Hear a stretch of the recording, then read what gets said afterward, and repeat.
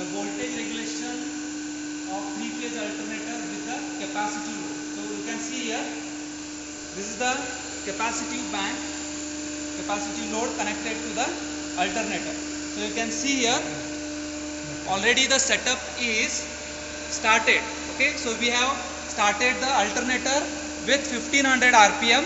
Okay, by means of varying this prime mover field current, we have applied the rated terminal voltage by applying the field excitation to the field winding of alternator.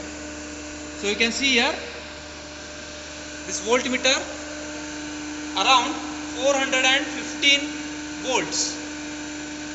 The rated terminal voltage is applied. Right now the load is off, so armature current is 0. So once we put on the MCBs, we can connect the load to alternator. So this is the capacitor bank with the various combinations of MCBs. We can increase the load on alternator. So right now we are making this master switch on. This is the master switch. Then we are going to connect step by step first load, second load, third load, and again the combination of these loads. Okay, so we will make first load on. So capacitor bank 1 will be made on. So this is made on. So you can see here the armature current consumed is 1.2 amperes, and you can see here the terminal voltage is increased 1. It is above the rated terminal voltage. So right now it is 442 volts. Again you can see we will make on second bank.